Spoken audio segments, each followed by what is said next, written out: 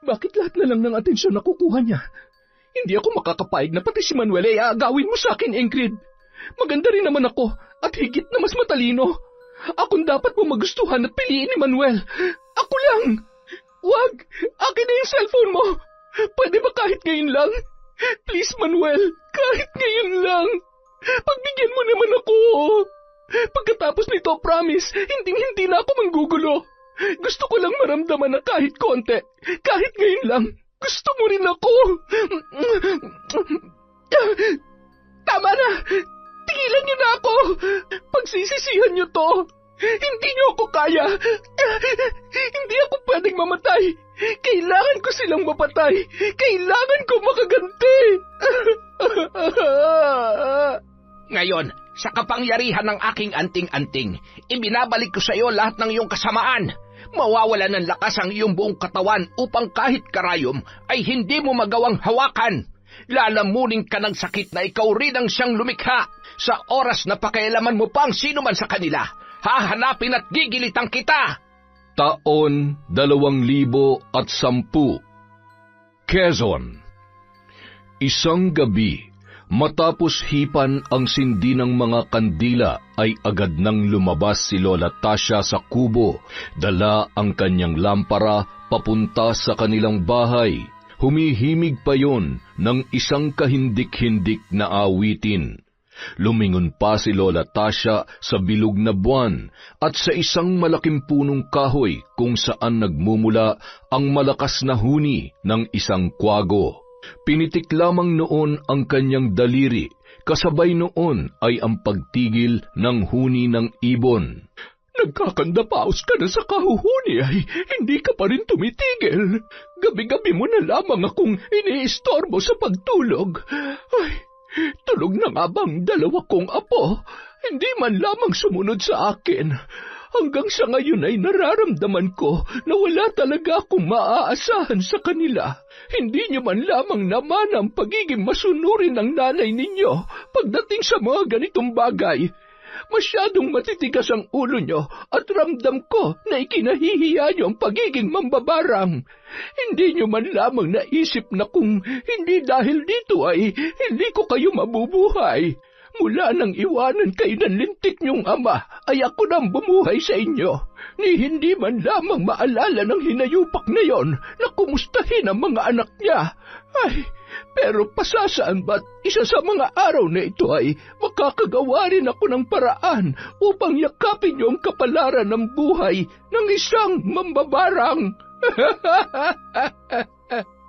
Mahigit isang dekada na ang lumipas mula nang umalis si Ramon sa probinsya dahil sa paulit-ulit na alitan nila ni Aling Tasha, at nang makumpirma niya na totoo nga na mambabarang ang matanda. Hindi mo pwedeng dalhin ang kahit sino man sa mga apo ko.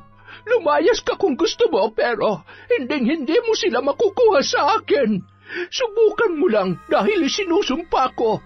Papatayin kita gamit ang itim na kapangyarihan. Napakasama niyo talaga. Kahit anong mangyari, sinisiguro ko na pipiliin nila ang tama. Mga anak, pangako, magkikita-kita ulit tayo. Babalikan ko kayo kahit anong mangyari. Tandaan niyo, mahal na mahal kayo ni tatay. Napangisi si Lola Tasha nang maalala ang mga tagpong yun.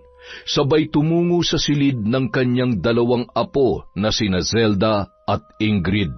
Natuwa naman siya nang makita ang dalawa na noon ay tulog na. Mahal na mahal ko kayo, mga apo. Hindi tayo mapaglalayo ng kahit na sino man. Mas ligtas kayo dito sa poder ko.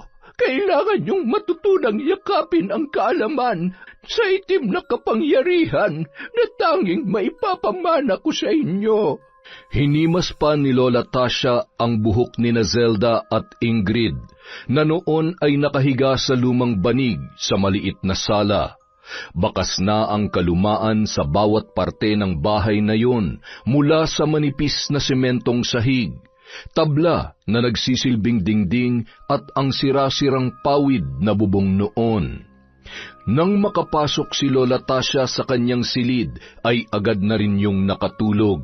Ang mga hilik noon ang naging hudyat ng magkapatid na sina Zelda at Ingrid upang sila ay bumangon at tuluyan ng umalis nung gabing yon.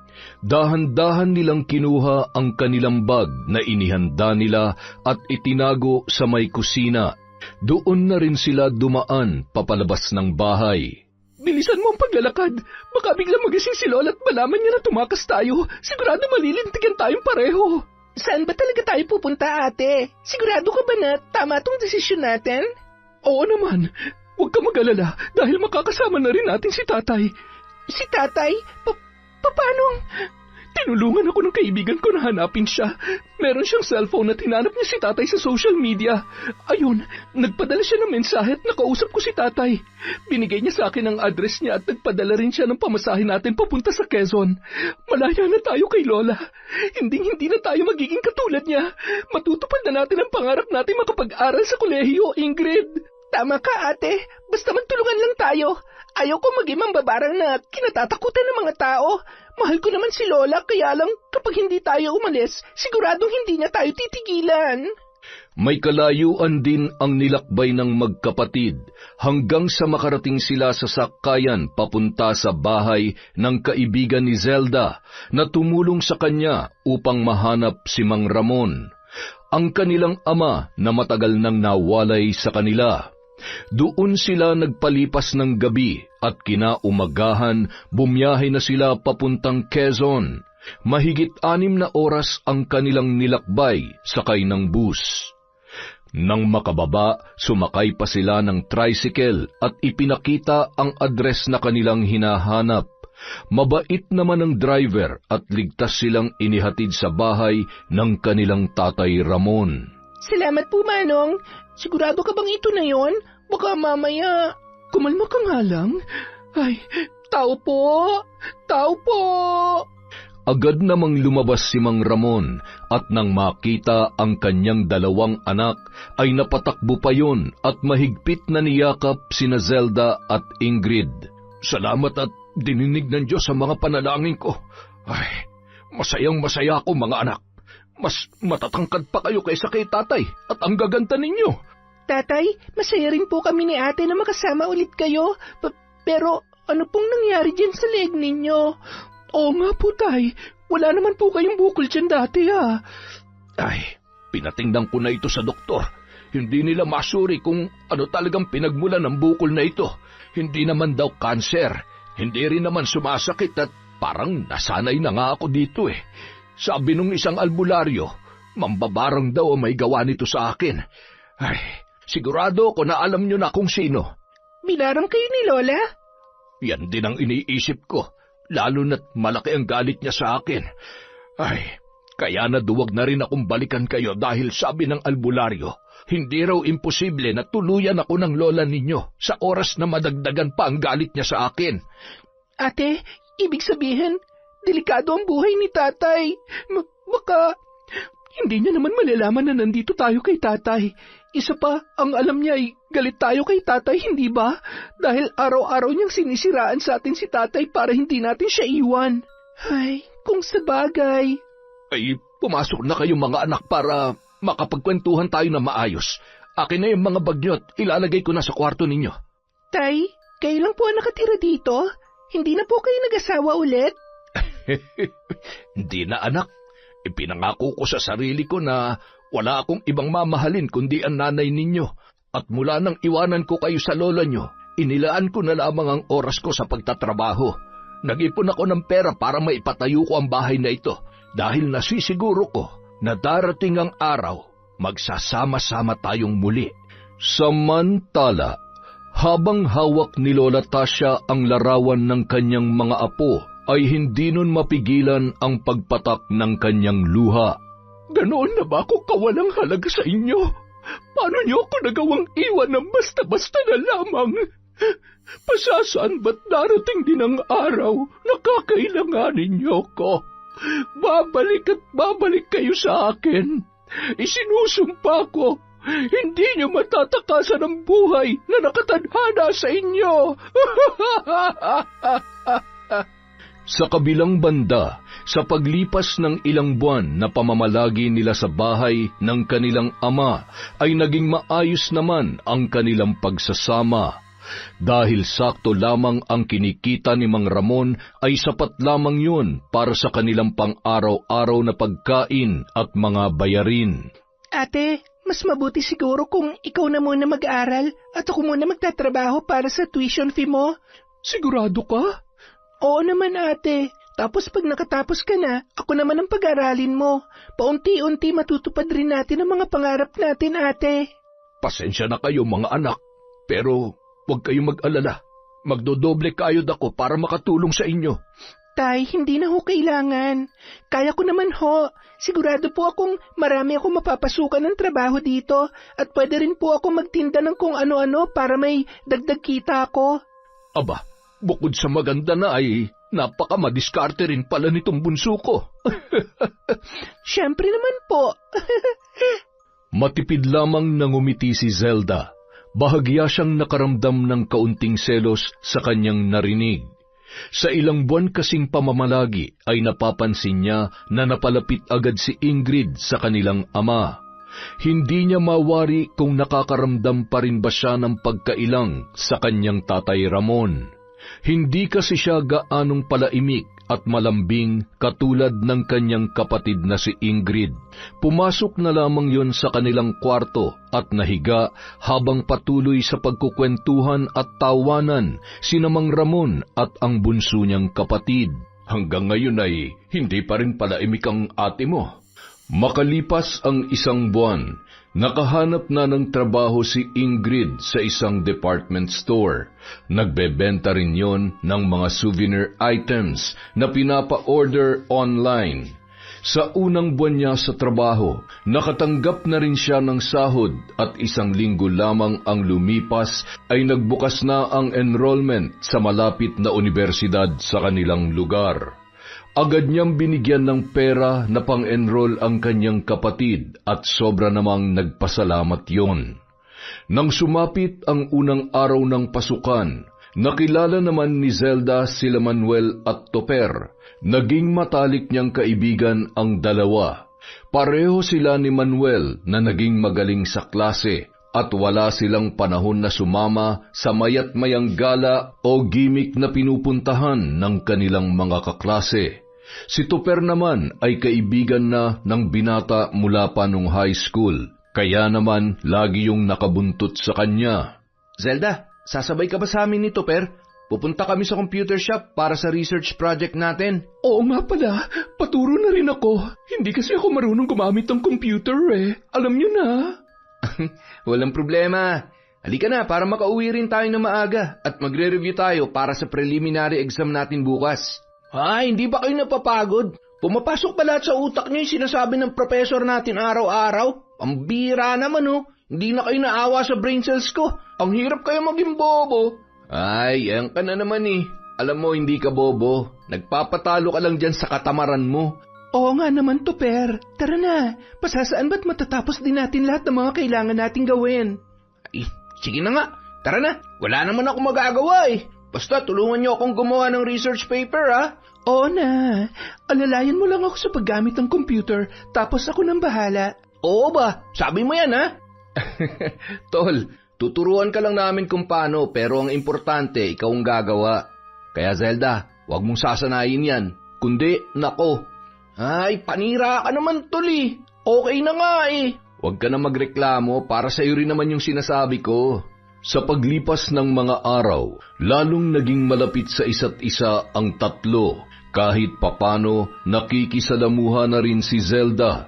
Ngunit natatalo pa rin siya ng pagiging mahiyain. Sa katunayan, kahit alam niya na ang sagot kapag nagtatanong ang kanilang professor, ay nananatili lamang siyang tahimik. Tatayo lamang yun at magsasalita kapag tinawag ang kanyang pangalan. Halos karamihan sa kanilang mga kaklase ay napapahanga sa angking galing ng dalaga, lalo na't palaging perfect ang kanyang exam. Ang lupit talaga nitong kaibigan natin. Perfect ka na naman. Grabe, sabi mo hindi ka pa nakapag-review, pero perfect mo pa rin. Eh ako, kulang na lang mapunit yung notebook, kakabasa ko ng paulit-ulit kagabi. pero wala pa rin talaga ako naalala. Totoo, sa sobrang pagod ko kahapon, nakatulog agad ako. Buti na lang, naalala ko pa lahat ng lesson natin. Tama na, Zelda. Nakakainis na yung mga talino nyo, ha? Mag-share naman kayo. Ay, nako, tol. Kung pwede lang talaga, matagal ko nang ginawa. Kaso wala eh. Ay, huwag ka mag-alala. Mahal ka naman namin ni Zelda. Salamat sa inyong dalawa. Siya nga pala, malapit na yung piyesta sa baryo nyo, Zelda. Maghahanda ba kayo? Hindi mo ba kami iimbitahin? Pwede naman kayong bumisita sa amin kahit hindi piyesta para makilala niyo si tatay at ang kapatid kong bunso. May kapatid ka pa pala? Parang ngayon mo lang nabanggit yan. Oo, may kapatid ako. Mas bata sa akin ng 3 taon. Zelda, magkamukha kayo. Maganda rin ba yung kapatid mo? Oo, maganda siya. Marami nga nagsasabi na mas maganda siya kesa sa akin. Manuel, narinig mo yun? Basta para sa akin, ikaw pa rin ang pinakamaganda. Di ba, Manuel? Tropa ka namin eh. Salamat, Topper. Basta, babalitaan ko kayo kung maghahanda kami para naman siguradong maipapakain ako sa inyo kapag pumunta kayo sa amin. Okay lang naman kahit walang handa. Gusto rin namin makilala ang tatay mo tsaka yung kapatid mo. Para naman malaman nila na may gwapo at mababait kang kaibigan tulad namin ni Topper. Ay nako, sige na. Okay, mauna na ako sa inyo. Sige, Zelda, mag-iingat ka. Manong driver, ingatan niyo yung kaibigan namin, ha? Salamat. Mag-iingat din kayo pa uwi. Bandang 7:00 na ng gabi nang makarating sa bahay si Zelda. Sakto naman nadatnan niya na naghahain na ng hapunan si Mang Ramon at kararating lang din ni Ingrid mula sa kanyang trabaho. Mano po, Tay? Ay, kaawaan ka ng Diyos. Magpalit ka na rin ng damit at kakain na tayo. Kumusta ka, ate? Okay lang ako. Hindi naman ako nahirapan sa exam. Nakakatuwa nga dahil hindi ko inaasahan na mape-perfect ko lahat. Tingnan mo to. Wow, ang galing naman talaga ng ate ko. Hindi ko kaya yan, ate. Makapasa lang ako sa exam nun. Masayang-masaya na ako. Pambihira talaga tong bunso ko, oo.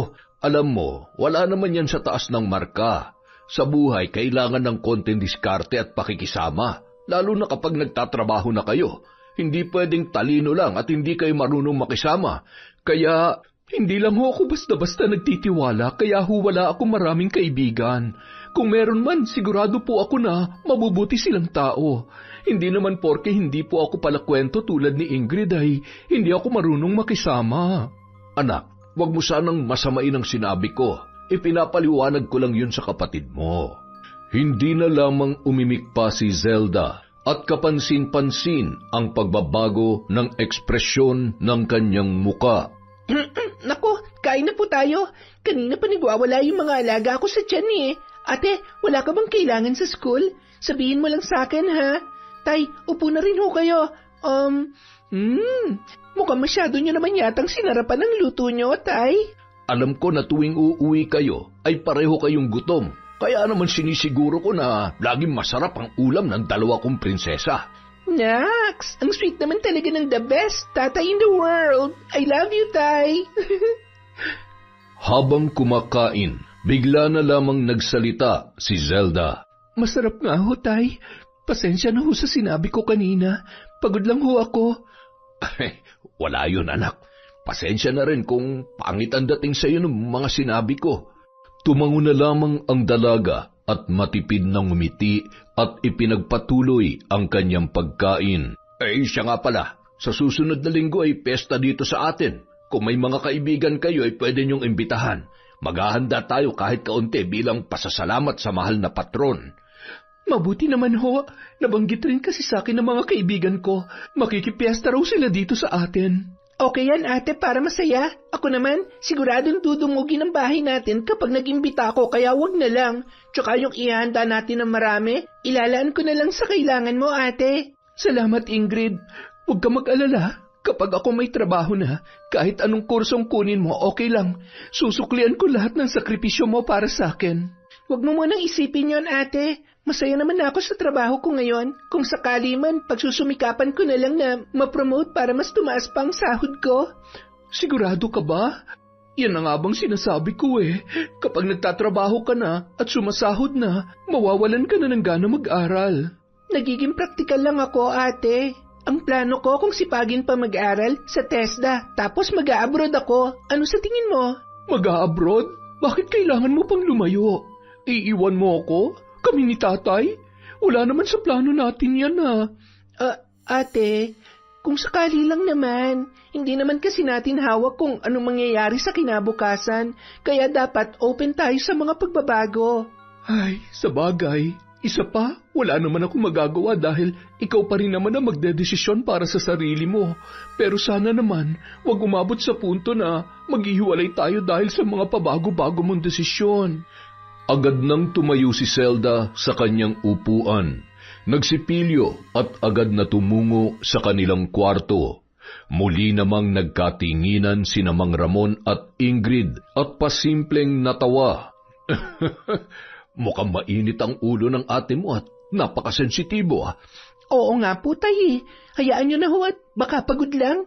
Kuhang-kuha niya talagang ugali ng lola niya. Mabilis mapikon at madalas ay pinaiiral ang init ng ulo kesa unawain ang mga bagay-bagay. Masanay na lang po tayo, tay. Kahit naman po medyo suplada at paiba-iba ang timpla ng mood ni ate, mahal na mahal ko siya at proud ako sa kanya. Maganda at matalino siya. Kung makapagsalita ka naman akala mo hindi ka nananalamin. Hindi mo ba alam na karamihan sa mga binata sa may labasan ay nagmamano at tatay ang tawag sa akin dahil sa'yo? Kung minsan nga ay gusto ko ng tuktukan lalo na't akala mo'y mga nakakasiguro na magugustuhan ko sila para sa aking anak. Nako, hindi ang tipo nila ang mga lalaking pinangarap ko para sa sino man sa mga anak ko, lalong-lalo na sa napakaganda kong bunso. Grabe naman kayo, tay. Tingnan nyo, sumayad na tuloy sa lupa ang buhok ko. Nung mga oras na yun, nakasilip naman sa kusina si Zelda at napabuntong hininga. Bakit ba ang saya-saya ni tatay kapag si Ingrid ang kasama niya? Mas mahal ba niya sa akin si Ingrid? Dahil ba mas maganda siya? Hindi pa ba sapat ang ginagawa ko para mas maging proud siya sa akin? Ay, siguro kung buhay pa si nanay, may nakakausap rin ako. Bakit pakiramdam ko, mag-isa lamang ako sa bahay na to? Makalipas ang ilang araw, hanggang sa sumapit na ang fiesta sa kanilang lugar. 12:00 ng tanghali, araw ng Sabado, magkasamang dumating sina Manuel at Toper. Nang matanaw yun ni Zelda, ay agad siyang lumabas at sinalubong ang mga kaibigan. Iginiya yon papasok sa kanilang bahay. Samantala, kasalukuyan namang naghahain ng pagkain si Mang Ramon para sa mga bisita ng kanyang anak na si Zelda. Tumuloy na kayo dito sa kusina. Nakapaghain na ako, anak. Oy, tara na sa kusina. Huwag kayong mahihiya, ha? Huwag ka mag-alala, Zelda. Wala naman kami nun. Uy, baka ikaw lang. Idadamay mo pa talaga ako. Magandang hapon po, Tito. Ako po si Manuel. Siya naman po si Topper. Mga kaibigan po kami ni Zelda. Magandang hapon din sa inyo. Maupo na kayo at sana'y magustuhan nyo itong mga handa namin para sa inyo. Naku, Tito. Mukha nga pong mapaparami ang kain namin eh. At kung sakali po ay pwede po ba magbitbit pa uwi? Abay, walang problema. Maraming plastic dyan na mapaglalagyan. Meron nga rin po akong dala dito oh. Ay nako, nakakahiya talaga tong kaibigan mo, Zelda, kahit kailan. Ay nako, sa tagal nyo magkasama, hindi ka pa nasanay sa kalokohan ni Topper? Nasa nga pala yung kapatid mo, Zelda? May pasok ba sa trabaho? Oo, pero maya-maya pa uwi na rin yon. Masyado kang excited na makita si Ingrid Hindi ko paliligawan sa iyo yon. Bawal, hindi ba tay? Nako po, hindi tayo magdedesisyon yan. Pero mukhang wala pang plano magka-boyfriend ang kapatid mo. Lalo na't wala siyang ibang iniisip ngayon kundi ang makapagtapos muna ang ate niya.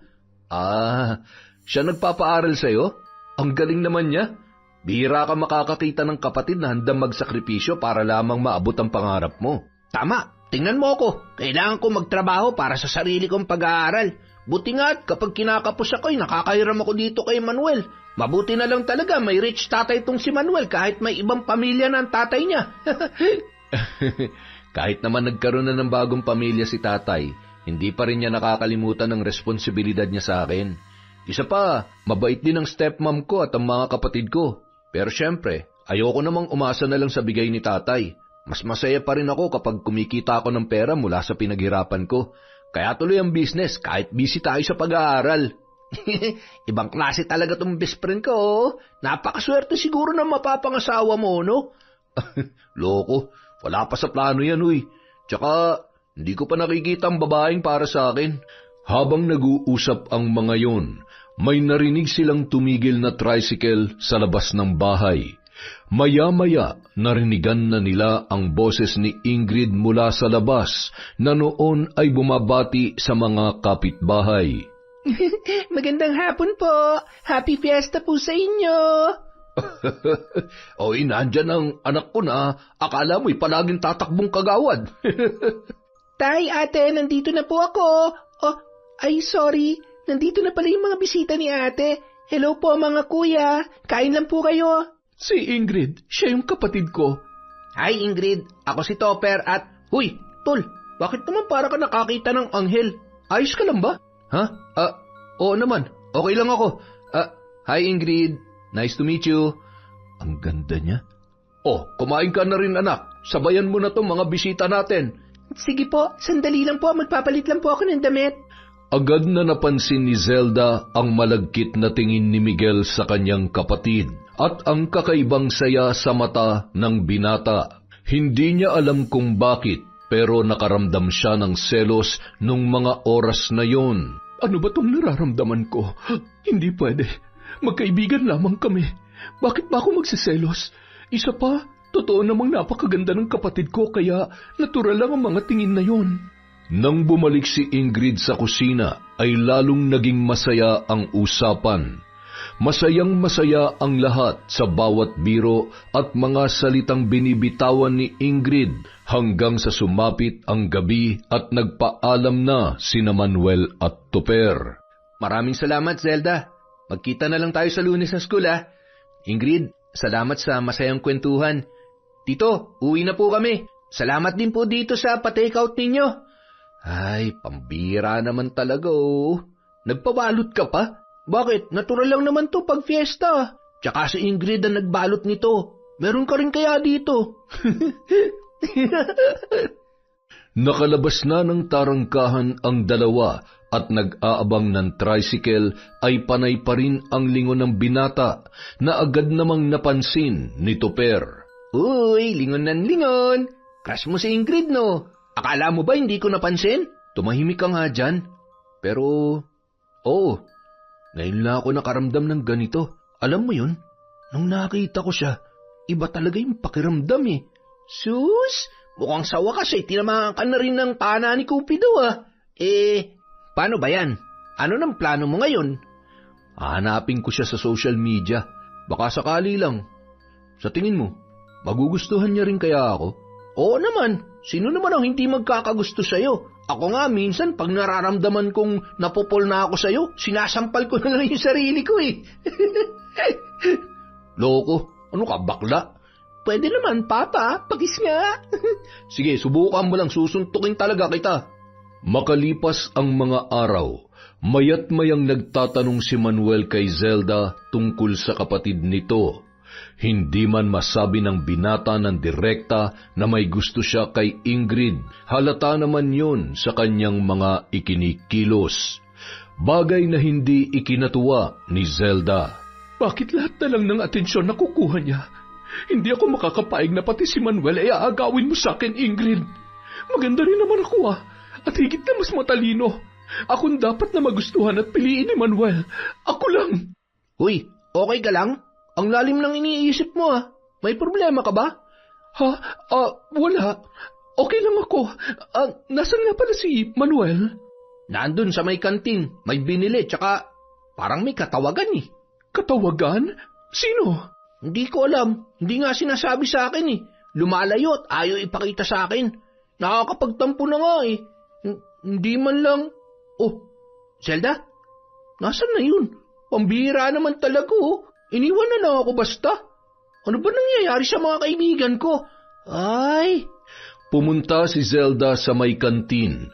Malayo pa ay nakita niya na ang matamis na ngiti ni Manuel habang may kausap sa cellphone. Nang makita siya ng binata ay kinawayan pa siya noon at pinatay ang tawag.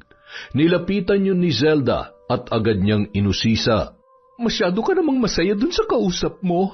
Sino ba yon, ha? Ha? Yung pinsan ko, may ikinuwento lang. Nasaan na ba si Topper? Sabay-sabay na tayong lumabas. Baka abutin pa tayo ng ulan eh. Batid ni Zelda nung mga oras na yun na hindi nagsasabi ng totoo si Manuel. Kaya naman hanggang sa makauwi siya ng bahay ay yun pa rin ang kanyang iniisip. Maaga pa siyang nakauwi at pumukaw sa atensyon niya ang mga make-up kit na ginagamit ni Ingrid sa pag-aayos bago pumasok sa trabaho. Hindi kasi siya maalam gumamit noon. Sinubukan niyang mag-makeup at natuwa naman siya sa kinalabasan ng kanyang itsura. Pagkatapos niyang mag-ayos ay eksakto naman na dumating si Ingrid. Ate? Wow! Napakaganda naman ng ate ko. Ano meron? Bakit nag-makeup ka, ha? Ha? Sinubukan ko lang. Wala akong magawa eh. Sure ka? Bagay ba talaga sa akin? Oo naman, ate. Mas lalo kang gumanda. Siguro may nanliligaw na sa'yo sa school, no? Wala naman. Tara, kumain na tayo. Nakaluto na yata si tatay. Nang gabi ring yun, napansin ni Zelda na may katawagan sa labas ng bahay ang kanyang kapatid bago yun pumasok sa loob at natulog. Hindi siya mapakali dahil gusto niyang malaman kung sino ang kausap noon. Nang tulog na ang kanyang kapatid ay marahan niyang kinuha ang cellphone ni Ingrid. Si Manuel ang katawagan niya. Hindi pwede. Hindi ako makakapayag. Akin lang si Manuel. Akin lang siya. Kinabukasan. Tol, tingnan mo. Si Zelda ba yan? Parang... Huy, ano ba naman yan? Busy ka na naman dyan sa kachat mo. Sino ba talaga yan, ha? Ay! Hi, Manuel. Ako hindi mo babatiin? Grabe ka sa akin, ha? Porke ang ganda-ganda mo ngayon, ganyan ka na. Hi, Zelda. Sandali lang, ha? May tatawagan lang ako. Magkita-kita na lang tayo sa classroom. Alam mo tong kaibigan natin? May hindi sinasabi. Feeling ko lang, ha?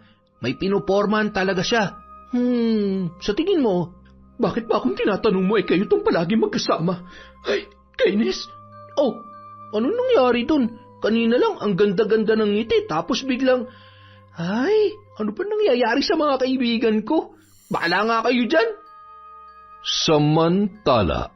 Nasa biyahe na ako papasok sa trabaho. Bakit ang aga mong tumawag ngayon? Ano kasi, hindi ako mapakali. Gusto ko na sanang sabihin sa ate mo na nanliligaw ako sa'yo. At syempre, gusto ko rin na formal na magpaalam kay Tito. Wag na lang muna.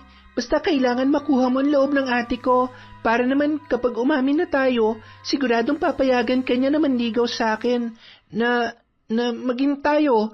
Basta hanggat hindi ka pa nagsasabi, wag na muna tayo masyado mag-usap. Gusto ko alam ni ate at ni tatay. Mahirap na, baka mamaya magtampo sila sa akin. Pero syempre, dapat ikaw ang magsabi nun kay ate. Ay, opo, akong bahala. Humahanap lang ako ng tamang pagkakataon. Gustong-gusto na kitang makita ulit, Ingrid. Mag-iingat ka lagi, ha? Salamat. Ikaw din. Sige na, tsaka na lang ulit tayo magkwentuhan. Mula nung araw na yun, biglang naging sweet si Manuel kay Zelda. Parati niya itong nililibre at tinutulungan sa mga gawain sa eskwela. Bagay na ikinatuwa naman ng dalaga, lalo na kapag siya ay pinupuri ng binata. Sabi ko na nga ba, siguro naman na-realize niya na mas bagay kami, na mas magkakasundo kaming dalawa. Ay, sana naman isa sa mga araw na ito ay manligaw na siya sa akin.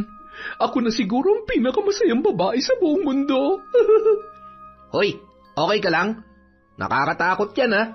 Ngumingiti ka na mag-isa ngayon. In love ka ba? Uy, sino yan, ha? Pati ba naman ikaw lumalove life na rin?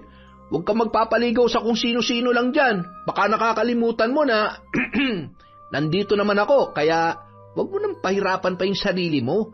Kapag niligawan mo ako, Zelda, promise, hindi kita pahirapan. Ituturing kitang prinsesa. At, Zelda? Asan na naman yun? Ay, lagi na lang ako iniiwan. Narinig man lang kaya niya yung sinabi ko. Gwapo naman ako, Ay.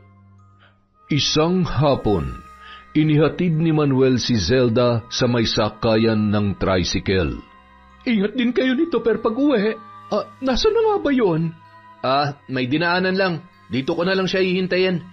Siya nga pala, Zelda, may sasabihin sana ako sa yung importante. Importante? Magtatapat na ba siya sa akin? Liligawan niya na ba ako? Ano ba yung sasabihin mo? Kasi, gusto ko sanang formal na magpaalam sa'yo. Zelda, kasi gusto kong, gusto kong ligawan si Ingrid. Ha? Si Ingrid? Ay, pasensya na kung ngayon ko lang nasabi ha. Nahiya kasi ako sa iyo eh. Baka kasi magalit ka sa akin. Pero huwag ka mag-alala. Seryoso naman ako sa nararamdaman ko para sa kapatid mo. Kaya pangako, hindi ko siya lolokohin. Okay lang ba? Pwede mo ba akong tulungan na magsabi sa tatay ninyo? Kailangan pa ba talaga yon? Naliligaw ko pa lang naman. Hindi pa naman kasal yan, kaya masyado pa maaga para magpaalam na kaagad kayo kay tatay. Wala namang problema sa akin. Isa pa, hindi naman ako magdedesisyon para dyan kundi si Ingrid. Sige na, uuwi na ako. Ay, sige, ingat ka, Ate Zelda. Ate Zelda ka dyan? Bakit? Magiging ate na rin naman kita. Bye! Huminga ng malalim ang dalaga habang nakakuyom ang mga kamao. Talagang harap-harapan mo pang sinabi sa akin. Manhid ba siya para hindi niya maramdaman na gusto ko rin siya? Na mahal ko siya? Bakit sa dinami-dami ng babae na pwede mo magustuhan? Bakit yung kapatid ko pa? Lumipas ang mga araw. Tuluyan ng naglakas ng loob na manligaw sa bahay si Miguel kay Ingrid. Natuwa naman si Mang Ramon lalo na't nakita niya kung gaano kaganda ang intensyon nito sa kanyang bunsong anak. Lalo lamang nadagdagan ang inggit na nararamdaman ni Zelda dahil sa mga nangyari. Lahat ng yun ay kinimkim lamang ng dalaga. Ni hindi man lamang siya nagkaroon ng pagkakataon na aminin ang kanyang totoong nararamdaman para kay Manuel. Nang sumunod na school year, nagpalipat na lamang siya ng section upang iwasan at subukang kalimutan ang nararamdaman niya para sa kaibigan. Gayunpaman, pilit niyang pinakikisamahan ang binata lalo na kapag pumupunta yon sa kanilang bahay. Parang dinudurog ang kanyang puso na makita kung gaano kasaya si Manuel sa piling ng kanyang kapatid na si Ingrid. Makalipas ang ilang buwan, isang hindi inaasahang pangyayari ang dumating sa kanilang buhay. Ano ba nangyayari sa'yo? Sabihin mo nga sa akin, buntis ka ba? Buntis? Magdadalawang buwan na nga akong hindi dinadatnan, ate. Pero baka delay lang talaga. Ingrid naman, hindi ka pwedeng mabuntis. Alam mo namang second year pa lamang ako. Paano pag-aaral ko? Tsaka, alam ba ni tatay na buntis ka? Alam na ba ni Manuel yan? Hindi pa. Siyempre, hindi ko pa naman alam na buntis ako. Ate, may ipon naman ako eh. Sapat pa yon para sa pag-aaral mo. Magtatrabaho pa rin naman ako pagkatapos kong manganak kung sakali. Sa tingin mo handa si Manuel na panagutan ka? Estudyante pa rin lang siya katulad ko. Kapag nalaman niyang buntis ka, siguradong ititigil niya na rin ang pag-aaral niya. Gusto mo ba maging dahilan kung bakit hindi matatapos ang pag-aaral niya? Itutulad mo siya sa'yo na kontento na sa trabaho mong yan? Ha? Ate, ano ba nangyayari sa'yo? Ano bang gusto mo mangyari? Ingrid, hindi pa huli ang lahat. Hanggat maaga pa at hindi pa tuluyang nabubuo ang bata sa sinapupunan mo, kailangan mo nang Hindi! Wala kang karapatan na sabihin yan. Anak ko na ang pinag-uusapan natin dito. Hindi ikaw magdedesisyon para sa buhay ko, ate. Sinasabi ko lang kung anong mas makabubuti para sa ating lahat. Masyado ka naman makasarili. Hindi ka marunong tumupad sa usapan. Ako pa makasarili ngayon? Ako pa talaga, ate? Ni minsan hindi kita pinabayaan. Nagsasakripisyo ako para sa mga pangarap mo. Mahirap bang intindihin ang sitwasyon ko ngayon? Ikaw may kagustuhan ng lahat ng to. Hindi ba? Bida-bida ka kasi. Masyado kang pabibo. Sana hindi mo na lang ako pinag-aral kung hindi mo rin lang pala ako kayang patapusin. Ano na pala mo ngayon? Ha? Lahat na lang pilit mong kinakaya para mapatunayan kay tatay na magaling ka. Para magmukha kang mas magaling sa lahat. Pati nga kay Manuel, di ba? Pati ang matalik kong kaibigan, inagaw mo sa akin. Ate, ganyan ang tingin mo sa akin? Kailan mo pa tinatago ang lahat ng sama ng loob mo na yan?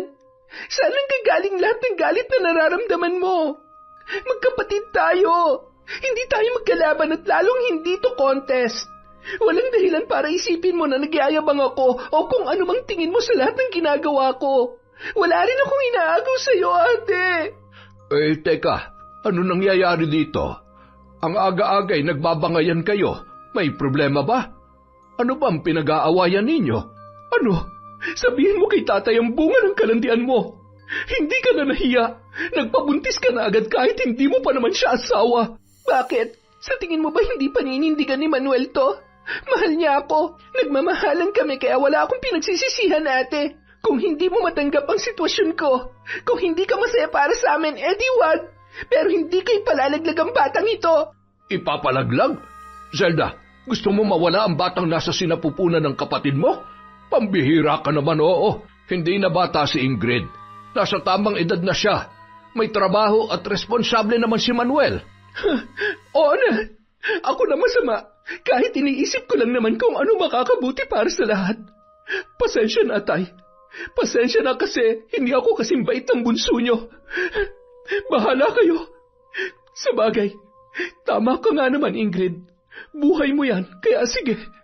Mula ngayon wala na akong pakialam sa mga desisyon mo. Huwag mo na rin akong problemahin pa dahil ako na lang ang gagawa ng paraan para mapagtapos ko ang sarili ko. Agad yung tumalikod at pumasok na sa eskwela. Ay, ayos ka lang ba? Opo, tay. Ayos lang po ako. Naninibago lamang po ako kay ate. Hindi pa rin po ako makapaniwala sa mga sinabi niya. Tay, pasensya na po kayo. Ay, wala namang problema. Masaya ako na magkakaroon na ako ng apo. Ang gusto ko sa ngayon ay papuntahin mo si Manuel at kailangan natin mag-usap-usap. Gusto kong malaman kung anong plano niya sa'yo at sa magiging anak ninyo. Buong araw na mainit ang ulo ni Zelda. Hindi rin siya makapag-focus sa kanyang pag-aaral. Ginawa ko ng lahat para makalimutan si Manuel. Pero hanggang ngayon, mahal ko pa rin siya. Ni hindi ko magawang magkagusto sa iba. Hindi pwedeng matuloy ang pagbubuntis ni Ingrid at lalong hindi pwedeng magsama na sila o di kaya ay magpakasal sila ni Manuel. Hindi ako makakapayag. Hindi. 7:00 ng gabi, nang umuwi si Zelda, nadatnan niya sa balkonahe ng bahay si Manuel, kasama ang tatay nito at madrasta. Matipid lamang siyang ngumiti at bumati. Agad na rin pumasok sa loob at nakikinig sa mga pinag-uusapan ng mga yon. Ngumisi lamang siya bago pumasok sa kanyang silid. Maya-maya, kinuha niya ang isang botelya na naglalaman ng likido na nabili niya sa isang matanda na madalas niyang nakikita sa labas ng kanilang paaralan. Nang makaalis na sina Manuel at ang mga magulang nito ay pumasok naman sa loob ng kwarto si Ingrid at humiga na sa kanyang katre. Napansin ni Zelda na hindi maganda ang pakiramdam ng kanyang kapatid. Okay ka lang ba? Masama pa rin ba ang pakiramdam mo? Okay lang ako. Pagod lang. Galit ka pa rin ba sa akin? Sorry sa mga nasabi ko kaninang umaga. Nabigla lamang ako. Pasensya ka na talaga. Kalimutan na natin yon. Ayaw ko rin naman na nag-aaway tayo, ate. Pasensya na rin kung pakiramdam mo na walan ka ng kaibigan ng dahil sa akin. kung hindi ka umiwas sa kanilang dalawa ni Topper, siguro magkakaibigan pa rin kayo. Ginawa mo ba yon dahil ayaw mo si Manuel para sa akin? Nag-aalala ka lang ba sa akin? Ha? Oo. Siyempre, gwapo siya, matalino. Nakikita ko kung gaano karaming babae ang nagkakandara pa sa kanya sa school, kaya aaminin ko, ayaw ko sana sa kanya para sa'yo. Yun lang naman yun. Huwag ka mag-alala, ate. Mahal na mahal ako ni Manuel, lalo na ngayon na magkakaanak na kaming dalawa. Sana nga, Ingrid. Huwag ka mag-alala. Ipagdarasal ko na sana ay mas lalo pang tumibay ang relasyon yung dalawa. Maraming salamat, ate. Naging masaya si Mang Ramon nang makitang nagkaayos din agad ang kanyang mga anak. Mas natuwa pa siya nang makita kung paano alagaan ni Zelda ang kanyang kapatid. Abala rin kasi yun sa pag-aasikaso ng kanilang kasal ni Manuel. Gusto kasi ni Mang Ramon na maikasal muna ang dalawa bago magsama sa iisang bubong. Isang gabi, bago nahiga si Ingrid, inabutan pa yon ng gatas ng kanyang ate Zelda. Ubusin mo yan para masarap ang tulog mo. Salamat, ate. Kahit pagod ka na rin sa school, inaasikaso mo pa rin ako. Siyempre naman, para masigurong healthy ang pamangkin ko. Ayan, masarap ba? Medyo nasobrahan yata sa asukal pero masarap naman. Ay, ewan ko ba, kahit anong kainin at inumin ko, lagi pa rin naiiwan yung pait sa dila ko. Ang hirap pala maglihe, no? Pasensya na, napadami yata yung lagay ko. Inom ka na lang muna ng maraming tubig. Heto, dinala ko na to rito para kapag nauhaw ka, hindi mo na kailangan pumunta pa sa kusina. Agad naman nang nakatulog ang babae. Nakangisim pinagmamasdan ni Zelda ang kanyang kapatid habang inaayos ang kanyang kumot. Ay, hindi na ako makapaghintay pa sa susunod na mangyayari, Ingrid. Para saan pang pagiging matalino ko kung magpapadihado ako sa iyo? Hindi lang ikaw ang may karapatang maging masaya. Sisiguruhin ko na sa akin mapupunta si Manuel. Ako lang ang magiging nanay ng mga anak niya at hindi ikaw. Nang araw ding yun, bandang 10:00 ng gabi, nagising si Ingrid dahil sa labis na paghilab ng kanyang tiyan. Ate, ang sakit ng tiyan ko. Tulong! Ingrid, ano nangyayari? Sandali. Ay, Diyos ko po, dinudugo ka. Hindi. Hindi pwede mawala ang baby ko. Ate, dalhin niyo ako sa ospital. Tay, tulong! Dinudugo si Ingrid! Agad nilang isinugod si Ingrid sa ospital ng gabing yon. Ngunit bigong mailigtas ang sanggol na nasa kanyang sinapupunan. Labis ang pagdadalamhati ni Manuel, lalong-lalo na si Ingrid. Itinigil muna nila ang pag-aasikaso sa kasal dahil na rin sa nangyari. Hindi kasi halos makausap ni Manuel ang babae na tila sinisisi ang kanyang sarili. Isang araw, sa halip na umuwi si Zelda ay pinuntahan niya si Manuel sa bahay nito. Bagay na ikinagulat ng lalaki. May dala pa yon na inumin at pulutan. Ha? Anong meron? Napadaan ka? At may dala ka pa talagang alak, ah? Alam ko na kailangan mo ng kausap. Aminin mo, nasa stress ka na sa pag-iinarte ng kapatid ko. Palibhasa guilty dahil naging pabaya siyang ina, hindi ba? Kahit kailan hindi sumagi sa isip ko yan.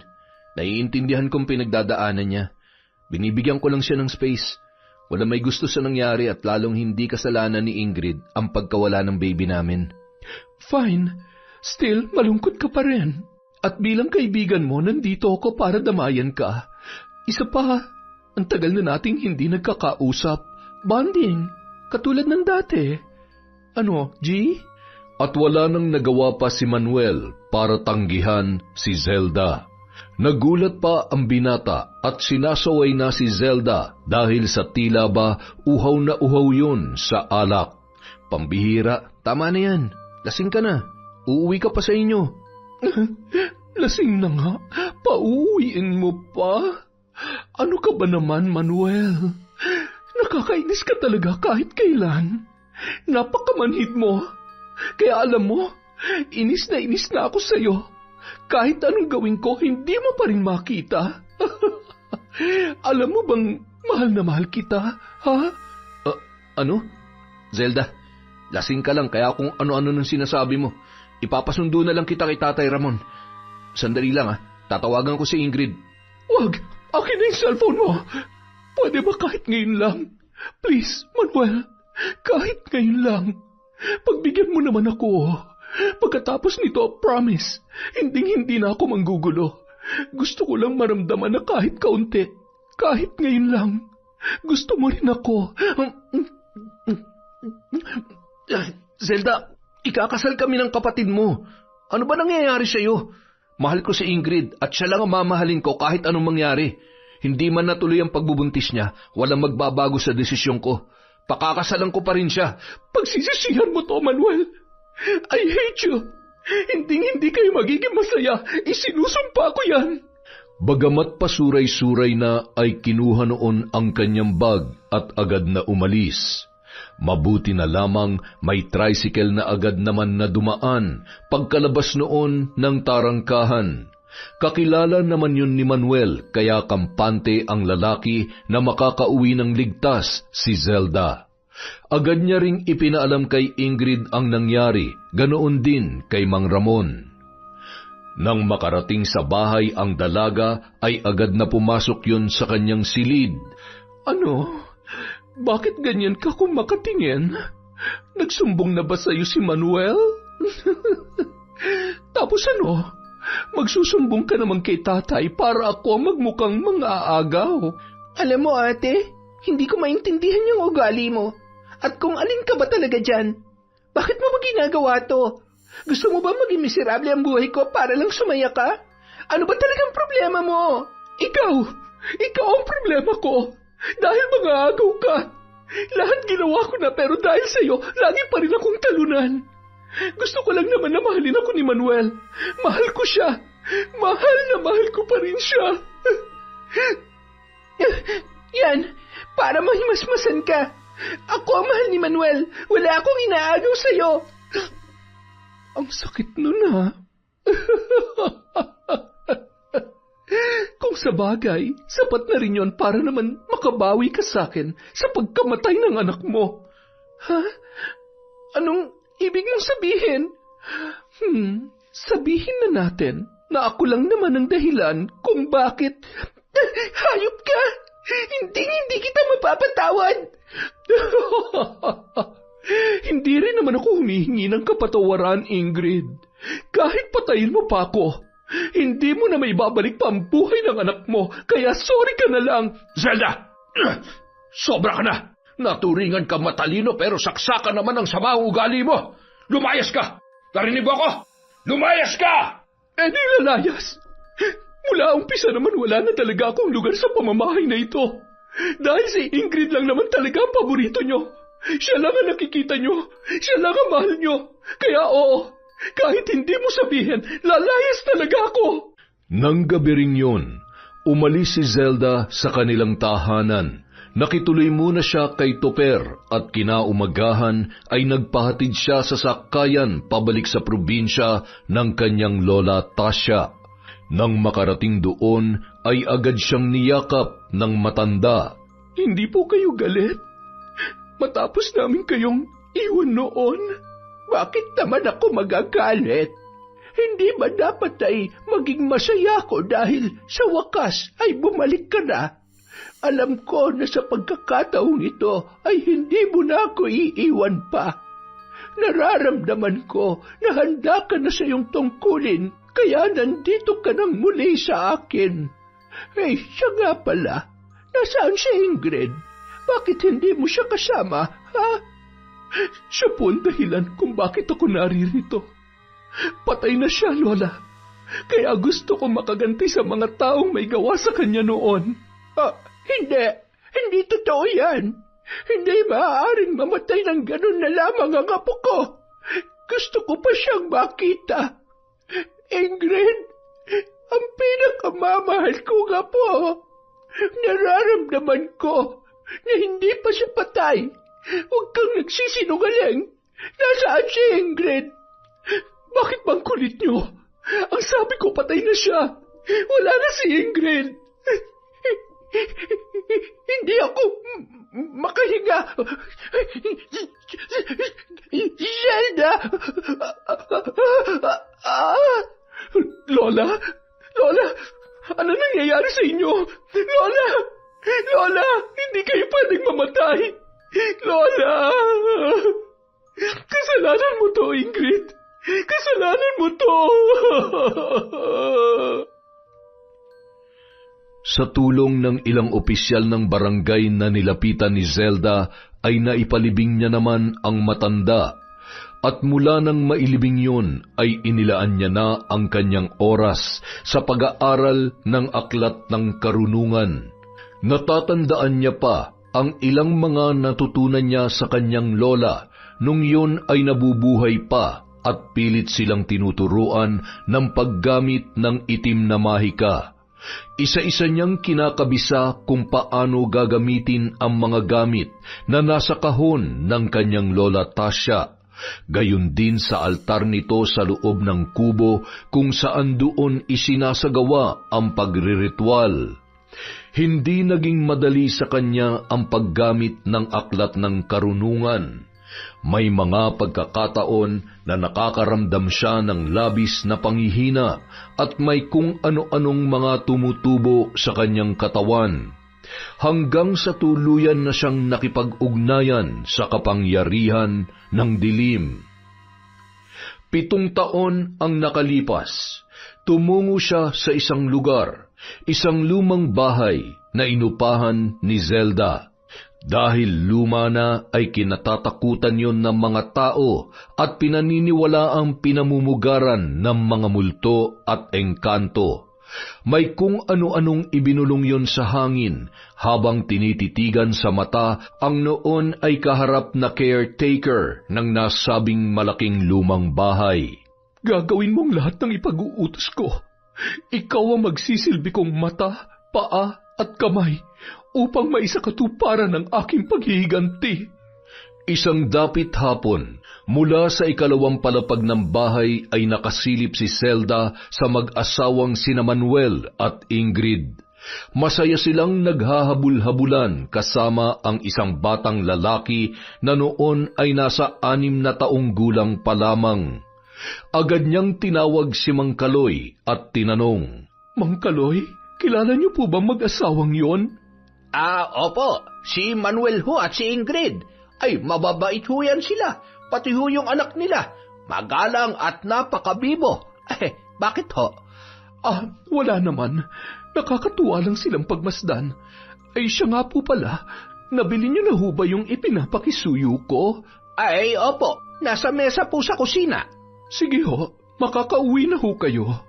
Habang naglalakad pababa ang matanda, ay muli siyang bumulong sa hangin. Minamanipula niya si Mang Kaloy gamit ang kanyang itim na kapangyarihan upang manatiling lihim ang paninirahan niya sa bahay na yun. Kinaumagahan. Mahal, nawawala yung sinampay kong mga damit natin dito kagabi. Sino kayang kumuha? Baka naman natupi mo na, nakalimutan mo lang. Hindi Medyo basa pa kasi yun, kaya iniwan ko rito sa balkonahe. Ay, parang ngayon lang nangyari to Hayaan mo na, baka napagtripan lang ng kung sino. Dami na rin kasing luko-luko dito sa lugar natin Paano, papasok na ako sa trabaho. I love you. Si Pogi, tulog na tulog pa. Gigisingin ko na rin yan at may pasok siya. Nanay! Inuubo ka, anak? Masama bang pakiramdam mo? Paalis na ako, pakis nga muna si tatay. Mahal, nilalagnat ang anak natin. Patingin nga ako, anak.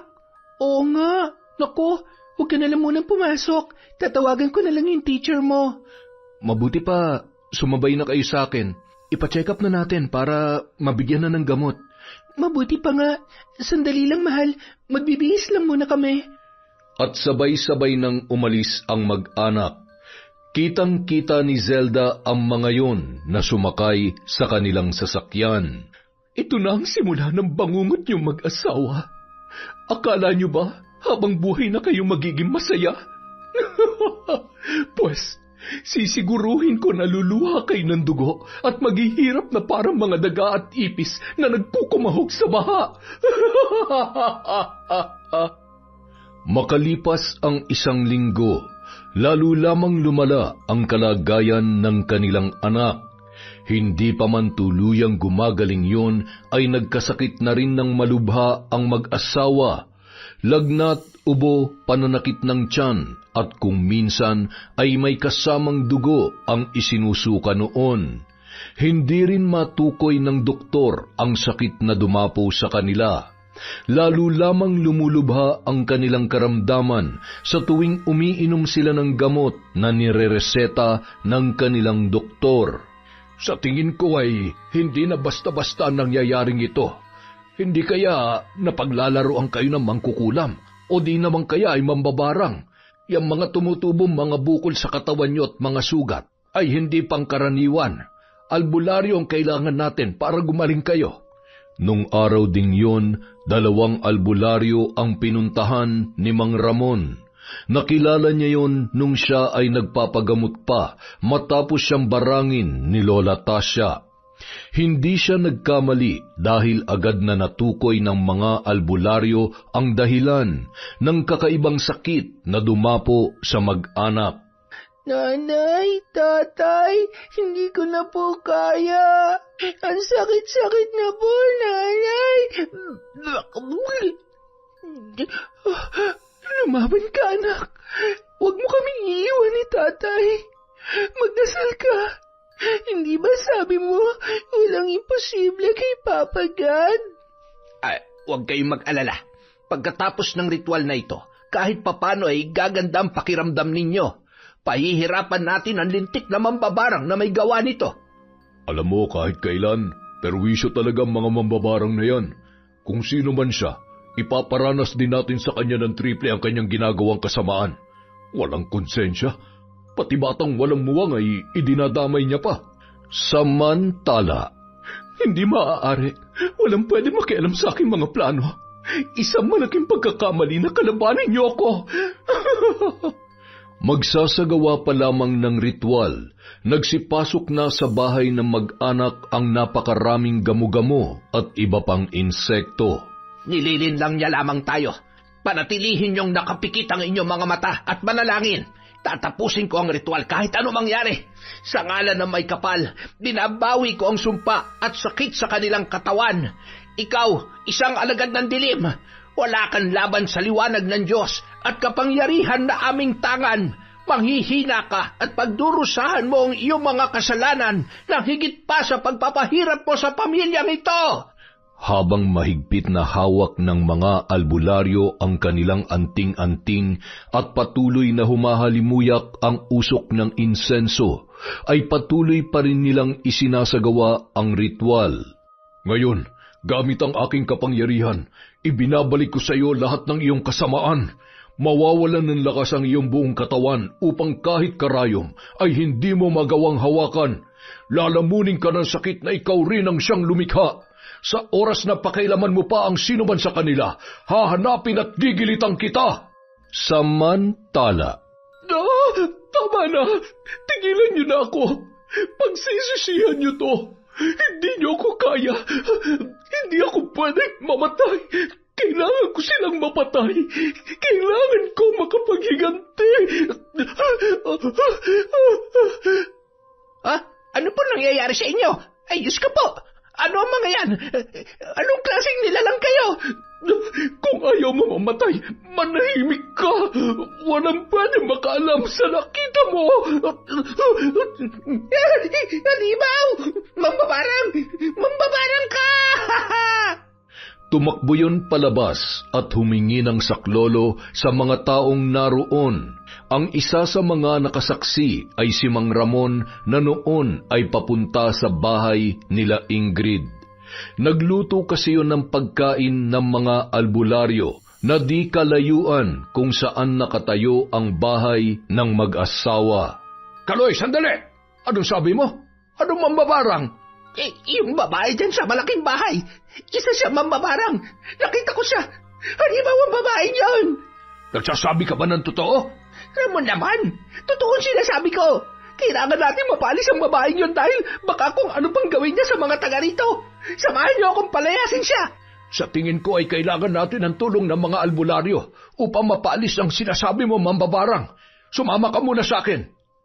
Nagulat naman si Mang Ramon at Kaloy nang makita ang nagliliparang mga insekto papalayo na nagmula sa bahay ng mag-asawang sina Miguel at Ingrid. Ay, Sus Mariosep, anong mga yan? Hindi ko rin alam, pero nasisiguro ko na may kaugnayan ang lahat na nangyayari sa sinasabi mo, mambabarang. At kung sino man siya, dapat niyang pagbayaran ng lahat ng ito. Nang makapasok ang dalawa sa bahay, nadatnan nilang maayos na ang lagay ng mag-anak. Nakabangon na sa kanilang hinihigaan kahit hindi pa rin naghihilom ang mga sugat at humuhupa ang ilang mga bukol na nasa kanilang katawan.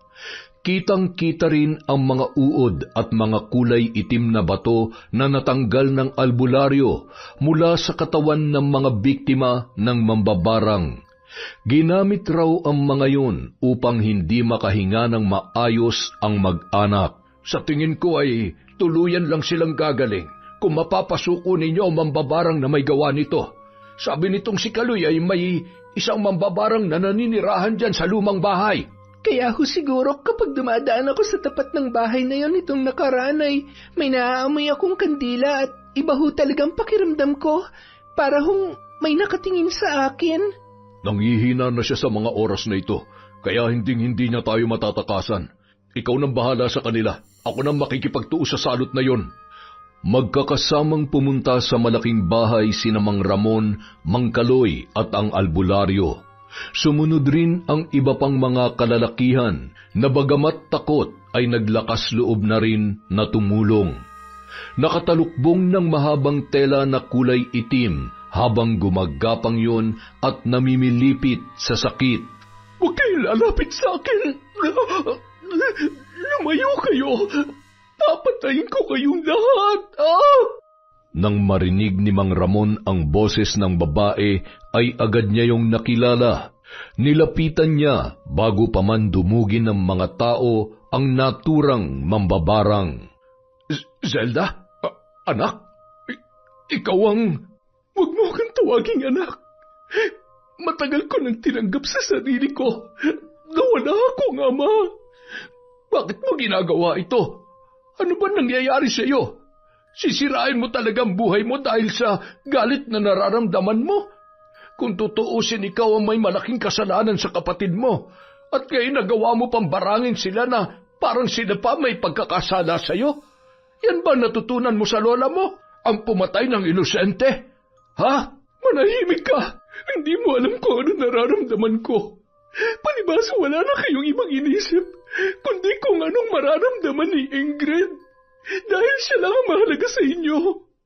Magsama-sama kayo sa impyerno. Marahan siyang umusal ng mga salita at itinuro ang kanyang ama na noon ay bigla namang natumba at namilipit din sa sakit. Yan ang nararapat sa inyo, kayong lahat. Gusto niyo rin bang matikman ang bagsik ng aking kapangyarihan? Nanghihina ka na't lahat-lahat, nagmamagaling ka pa rin. Akala mo ba kaya mo ko? Tingnan lang natin kung hanggang saan ang tapang mo. Nilapitan yun ng albularyo at hinawakan ng ulo habang umuusal ng orasyon at sinuutan ng isang kwintas. Pinakuha rin noon ang lahat ng gamit na naroroon at ipinasunog sa mga kalalakihan.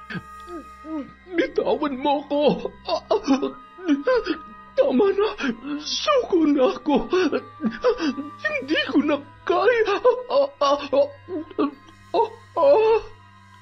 Kasabay ng pagkawala ng malay ni Zelda ay ang paglabas ng itim na usok na nagmumula sa kanyang bibig. Ilang sandali pa, napuno na ng sugat at naglalakihang bukol ang kanyang katawan, kasabay ng pangungulubot ng kanyang balat na parang katulad ng sa isang matanda. Nang magkamalay yun, ay nasa katabi noon ang kanyang ama at si Mang Kaloy. Nasaan ako?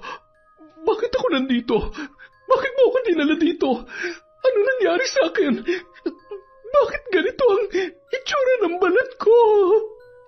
Nang makita ang kanyang refleksyon sa salamin, ay nagsisigaw yun dahil sa galit.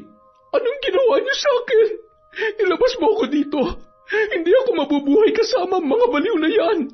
Matalino ako. Hindi ako nararapat dito, Tay. Pasensya na pero kailangan kong gawin ito. Dito'y mas mabibigyan ka ng sapat na medikasyon.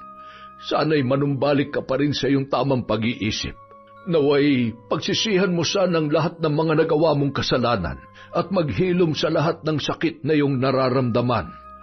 Pareho ko kayong mahal ng kapatid mo at mahal na mahal ka rin niya sa kabila ng lahat ng mga ginawa mo. Kaya walang dahilan para kainggitan mo siya. Hayaan mo siyang maging masaya para sa buhay na meron siya kasi lahat yun ay pinaghirapan niya naman. Zelda, hindi ba dapat ikaw ang pinakamasaya kapag masaya rin ang kapatid mo? Bakit ako magiging masaya para sa kanya? Ninakaw niyang isang taong lubos na nagpapasaya sa akin. Lahat na lang ng tao mahal ko, siya ang gusto. Siya ang mahal. Samantalang ako, miserable at mabubuhay na mag-isa. Yun ay dahil nagpatalo ka sa inggit na nararamdaman mo. Sarili mo lang ang kalaban mo, hindi ang kahit na sino. Lalo nang hindi si Ingrid, Zelda. Sadyang hindi sa lahat ng oras makukuha natin ang gusto natin. Sina Ingrid at Manuel, marahil nakatadhana sila para sa isa't isa. At ikaw, kung bubuksan mo lang sa iba ang puso mo, sa halip na itali mo sa maling nararamdaman mo, sa tingin niyo ba magbabago pa ang isip ko at nararamdaman ko dahil sa mga sinasabi ninyo? At hindi ako naiinggit sa buhay na meron siya dahil ngayon, para sa akin, laruan na lamang ang buhay niya at ng pamilyang meron siya. Makapangyarihan na ako. Pahihirapan ko siya at hindi mo ako mapipigilan. Ilabas mo ako dito. Kung hindi, ikaw ang isusunod ko. Papatayin ko kayong lahat. Teka, yung mga gamit ko. Kailangan ko mga gamit ko. Hindi ko nahahayaan pang may masaktan ka pa at makagawa ng pagkakamali.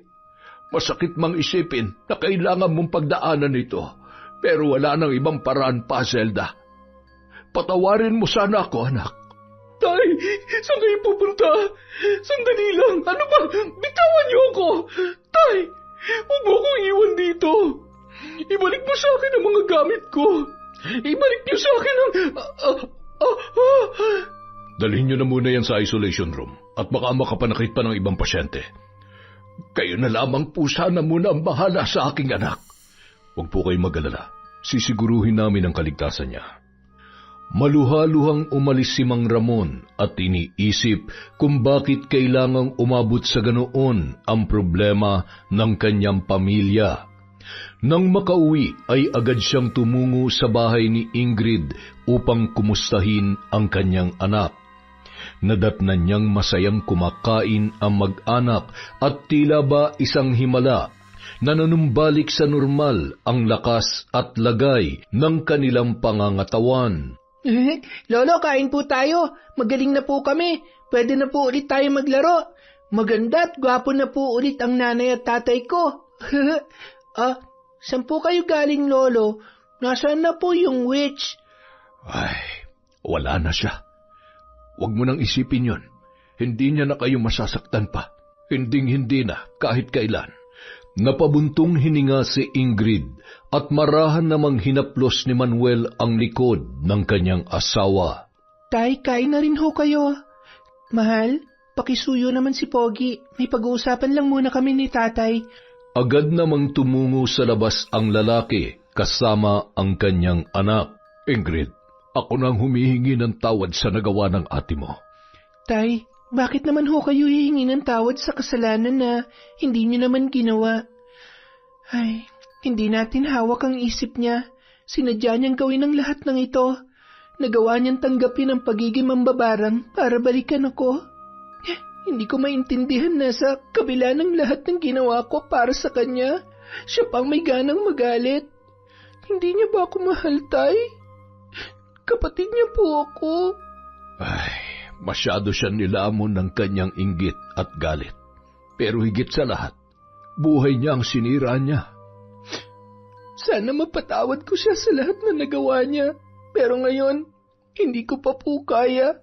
Pero ipagdarasal ko na sana dumating ang araw na yon.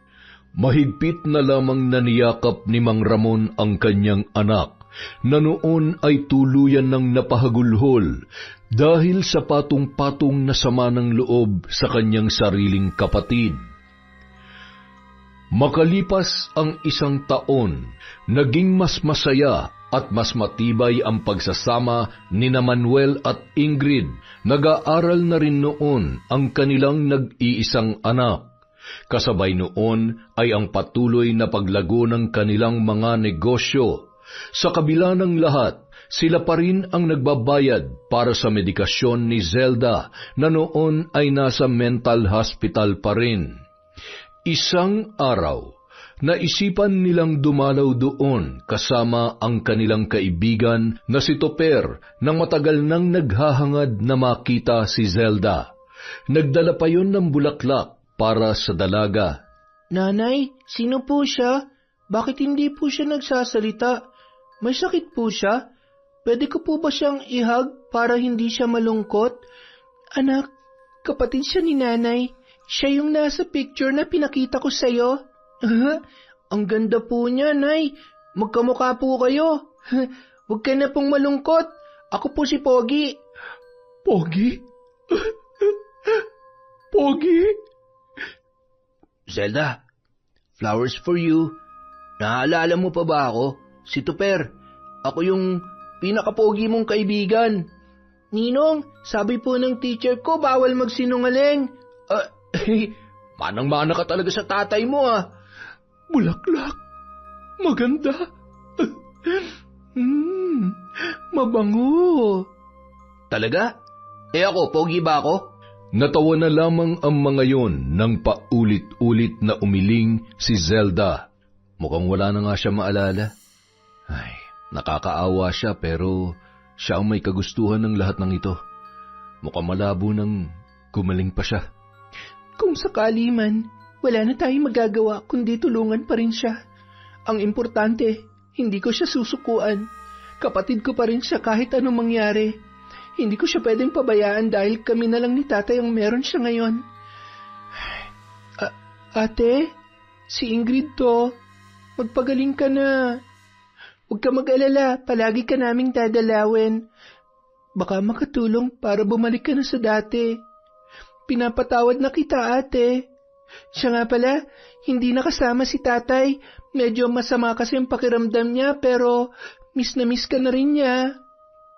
Bago umalis ang mga yon, napalingon sila nang muling nagsalita si Zelda habang tumutulo ang mga luha. Sorry. Ingrid, sorry. Patawarin mo ako. Muling bumalik si Ingrid at mahigpit na niyakap ang kanyang ate. Hindi naging madaling tanggapin yung mga ginawa mo. Lalo na't sobrang sakit mawalan ng anak, ate. Pero kahit kailan, sa kabila ng lahat, hindi ko isinara ang puso ko na patawarin ka. Mahal na mahal ka namin ni tatay. Miss na kita, ate. Yung dating tayo. Masaya lang at magkakampi sa lahat ng pagkakataon. Dahil doon, naging mas magaan ang pakiramdam ni Ingrid. Alam niya na nung mga sandaling yun, ay tuluyan niya nang napatawad ang kanyang kapatid na si Zelda. Makalipas ang ilang buwan, masayang-masaya si Ingrid na umuwi sa kanilang bahay kasama ang kanyang asawang si Manuel. Nadatnan nila na nakakalong ang kanilang anak sa lolo nito at agad na tumakbo palabas ang bata nang makita sila na tila ba sabik na sabik sa ibabalita ng kanyang nanay at tatay. Nako, mukhang hindi na makapaghintay ang kuya namin ah. Excited ka na ba? Opo, tatay. Aba, dapat lang. Dahil natupad na ang wish mo na magkaroon ng baby sister. Babae ang baby ni Mami sa tummy. Yes! Lolo, narinig niyo po yon? May baby sister na po ako. Kuya na rin po ako tulad ng best friend ko sa school. Sana po kamukha siya ni nanay. Super ganda. Di po ba, tay? Oo naman, anak. Kaya mahal na mahal at patay na patay ako dito sa nanay mo. Yon, isa na naman pong malupit na kwento mula sa Kwentong Enteng. Pasensya na po, medyo matagal yung upload natin, pero ngayon babawi po tayo. Siyempre, meron tayong shoutout. Simulan po natin kay Venus Ravas, hi kay Vicky Yabut, kay Marites Manabat, kay Elma Arriba Madrigal.